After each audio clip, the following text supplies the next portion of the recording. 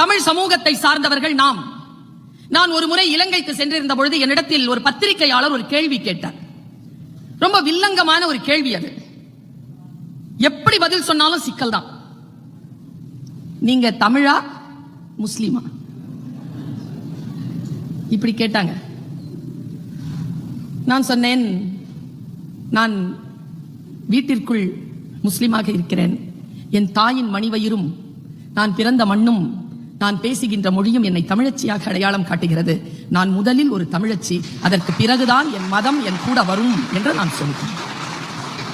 இந்த உலகத்தில் எத்தனை மொழிகள் பேசப்படலாம், 6000 மொழிகள் பேசப்படுவதாக நான் அறிகிறேன். நான் ஒரு மொழி ஆசிரியை. வேறு மொழிகள் தன்னுடைய மொழியை அடுத்தவர்களுக்கு சொல்லிக் கொடுக்கின்ற பொழுது அல்லது தன்னுடைய தலைமுறைக்கு சொல்லிக் கொடுக்கின்ற பொழுது நீங்க ஆங்கிலத்தையே எடுத்துக்கொள்ளுங்கள். ஏ ஃபார் ஆப்பிள் என்றுதான் சொல்லித் தருவார்கள். நாம் தான் அறம் செய்ய விரும்பு என்று சொல்லித் தருகிறோம். அறம் செய் என்று சொல்லாமல் ஏன் செய்ய விரும்பு என்று சொன்னார்? நான் யோசித்து பார்க்கிறேன்.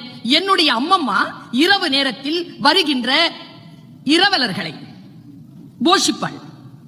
போய் சாப்பாடு கொண்டு வந்து அவங்களுக்கு போடுவா எங்க அம்மம்மா. அப்ப நானும் கூட இருந்திருக்கேன். சாப்பாடு இருந்தா சாப்பாடு போடுவா, அரிசி இருந்தா அரிசி போடுவா, காசு இருந்தா மட்டும் என் கையில கொடுத்து போட சொல்லுவா. நான் எங்க அம்மா மாட்ட ஒரு நாள் கேட்டேன், சோறு என்கிட்ட கொடு நான் போடுறேன், அரிசி என்கிட்ட கொடு நான் போடுறேன், ஏன் காசு மட்டும் என்கிட்ட கொடுக்கற? அதுக்கு எங்க அம்மா தந்த பதில் என்ன தெரியுமா? வந்திருக்கிறவன் ராத்திரி நேரத்துல வரான், பசிச்சு வந்திருப்பான், உன் கை சின்ன கையா, போடும் பொழுது அந்த பசிச்சவனுக்கு காலதாமதமாகும், அதனால தான் நான் போடுறேன்.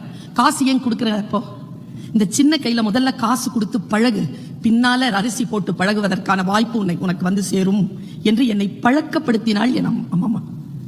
முதலில் அறம் செய்ய விரும்ப வேண்டும், அதற்கு பிறகுதான் அதை செய்யவே முடியும். இந்த விருப்பத்தை எப்படி தோற்றுவிப்பது?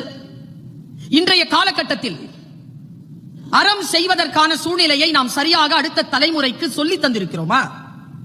முதல்லலாம் 5 பிள்ளைகள், 4 பிள்ளைகள், 3 பிள்ளைகள் எல்லாம் இருப்பார்கள். இப்பொழுதெல்லாம் சிங்கிள் சைல்ட் சிண்ட்ரோம்னே பேர் அதுக்கு. நான் எப்பவுமே தமிழை விரும்பி வாசிப்பவள். நான் தமிழை வாசித்துக் கொண்டிருக்கின்ற பொழுது எனக்கு திருமூலருடைய ஒரு பாட்டு வந்து சேர்ந்தது. எங்க அப்பா எனக்கு கொடுத்த முதல் எனக்கு நான் 8ஆம் வகுப்பிலே நான் படிக்கின்ற பொழுது என் தகப்பனார் வறுமையின் உச்சகட்டத்தில் வாங்கி தந்த புத்தகம் திருமந்திரம். எங்க அப்பாவுக்கு அதை வாங்கிட்டு வர்றது என்ன புத்தகம்னே தெரியாது, பெருசா இருந்தது 50 ரூபாய், அதனால வாங்கிட்டு வந்து கொடுத்தார். திருமூலரை நான் வாசிக்கிறேன். திருமூலர் இப்படி சொல்கிறார், யாவருக்குமாம் இறைவருக்கு ஒரு பச்சிலை. உங்களுக்கு தெரிந்த பாட்டுதான். யாவருக்குமாம் இறைவருக்கு ஒரு பச்சிலை. சிவன்னா ஒரு வில்வம், முருகன்னா ஒரு கடம்பம், அம்மன்னா ஒரு வேப்பம், விஷ்ணுனா ஒரு துளசி. யாவருக்குமாம் இறைவருக்கு ஒரு பச்சிலை, யாவருக்குமாம் பசுவிற்கு ஒரு வாயுரை, பசு போதா அதுக்கு வாயில ஒரு வைக்கோல், யாவருக்குமாம் உண்ணும் போது ஒரு கைப்பிடி எடுத்துக்கொடு, நீ சாப்பிடும் போது ஒரு கைப்பிடி எடுத்துக்கொடு. இது 3 வாய்ப்பு இல்லையா?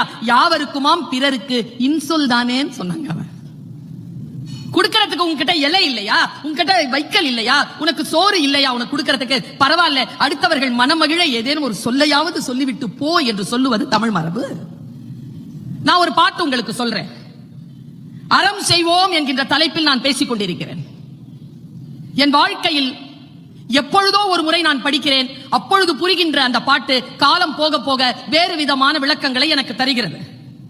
இந்த வேறு விதமான விளக்கங்களை தருகின்ற ஒரு விஷயத்தை சொல்றேன். நீங்க கோவிலுக்குன்னு சொன்னோம்னு வச்சுக்கோங்களேன், எவ்வளவு காசு கொடுக்கிறோம் தெரியுமா? கோவிலுக்குன்னா உடனே காசு கொடுப்போம். ஏன் சொல்லுங்க பாப்போம்? ஒரு பாதுகாப்பு தான், வச்சு போட்டு வைப்போம். ஆனால் திருமூலன் ஒரு வார்த்தை சொல்லுகிறார், உங்களுக்கு அதில் உடன்பாடு இருக்கிறதா இல்லையா என்று தெரியாது. தமிழின் மூத்த இலக்கியம் திருமந்திரம் இப்படி சொல்கிறது, கோயிலுக்கு தரதை விட மனுஷனுக்கு தான். திருமூலன் இப்படி சொல்லுகிறான், படமாடும் கோவில் பகவர்க்கு ஒன்றியில், நடமாடும் கோவில் நம்பர்க்கதாக, நடமாடும் கோவில் நம்பர்க்கு ஒன்றியில், படமாடும் கோவில் பகவர்க்கது ஆமே. எல்லோரும் ஆன்மீக சிந்தனை கொண்டவர்கள் தான். நானும் சரஸ்வதி வணக்கத்தை சொல்லிதான் என் பேச்சை தொடங்கினேன். நான் இறை மீது நம்பிக்கை கொண்டவள் தான். ஆனால் திருமூலன் சொல்லுகின்ற பாட்டை இன்றைக்கு நீங்கள் போகின்ற பொழுது உங்களுடைய மனதிலே எடுத்துக்கொண்டு செல்லுங்கள். அவன் சொல்லுகிறான், படமாடும் கோவில் என்பது இறைவன். அவன் அங்கே இருக்கிறான், கோவிலில் இருக்கிறான். படமாடும் கோவில் பகவர்க்கு ஒன்றி ஈயில். நீங்க அங்க போய் கொடுத்துட்டீங்கன்னா நடமாடும் கோவில் நம்பருக்கதாக இங்க வராது. இத திருவானந்த வாரியார் ரொம்ப அழகா சொல்வார். ஒரு காலத்துல போஸ்ட் ஆபீஸ் இருந்தது தெரியுமா?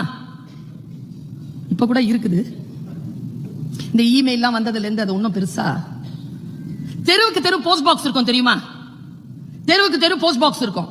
அவர் சொல்வார், போஸ்ட் பாக்ஸ்ல போட்டுட்டேனா போஸ்ட் ஆபீஸ்க்கு போகும், நேரா போய் போஸ்ட் ஆபீஸ்க்கு கொடுத்துட்டேனா உன் போஸ்ட் பாக்ஸ்க்கு வராதும்பர். சாமிக்கு கொடுத்தேன்னா மனுஷனுக்கு வராது, மனுஷனுக்கு குடு, சாமி கிட்ட போயிரும். படமாடும் கோவில் பகவர் கொன்று ஈயில், நடமாடும் கோவில் நம்பர்க்கு ஆகா, நடமாடும் கோவில் நம்பர் கொன்று ஈயில், படமாடும் கோவில் பகவர்க்கு அது ஆமே. முகமது நபி சொல்றார் இந்த வார்த்தையை. மசூதி கட்டுவதை விட ஓப்பானது உன் மனைவியின் வாயில் நீ அன்பாக ஊட்டுகின்ற ஒரு கவளம் சோறு. இவ்வளவு பெரிய வார்த்தை அது. மனைவியின் மீது நீ காட்டுகின்ற பேரன்பு இருக்கிறதே, அது இறைவனுக்கு நீ கட்டுகின்ற கோவிலை விட பெரியது. ஒரு குழந்தைக்கு நீங்கள் செலுத்துகின்ற ஒருவேளை உணவு, ஒரு கவளம் சோறு, அவர்களுக்கு இப்பொழுது அது தேவைப்படுகிறது. இதை எப்படி அடுத்த கட்டத்திற்கு எடுத்து செல்வது? இங்கிருந்துதான் நாம் தொடங்க முடியும். நான் இப்படி சொல்றேன், இப்ப நான் பேச்சாளரா இருக்கிறேன் இல்லையா? பேச்சாளரா இருக்கிறதுல எனக்கு சில லாபங்கள் உண்டு. எனக்கு பயணங்கள், எனக்கான செல்வாக்கு, எனக்கான புகழ், எனக்கான அனுபவங்கள், எனக்கான பதவி, பட்டம் எல்லாம் கிடைக்கிறது. இது தருகின்ற சமூகத்திற்கு என்ன கிடைக்கிறது? அந்த சமூகத்திற்கு சில விஷயங்கள் கிடைத்தால் ஒழிய எனக்கு கிடைக்கின்ற எல்லாம் விருதா. அதில் எந்த நன்மையும் கிடையாது, எந்த அறமும் கிடையாது. நான் பேசுவதனால் உங்கள் வாழ்க்கையில், கேட்பவர்களுடைய வாழ்க்கை, நான் இப்ப இந்த மொபைல் ஓபன் பண்ணி காட்டினா 15 சூசைட் பண்ணிட்டு போனேன். உங்க பேச்சை கேட்டேன், ஃபைட் பேக் பண்ணணும்னு முடிவு பண்ணிட்டேன். தேங்க்யூ. அந்த தேங்க்யூ இருக்குல்ல, அதுதான் என் உண்மையான சம்பாத்தியம்.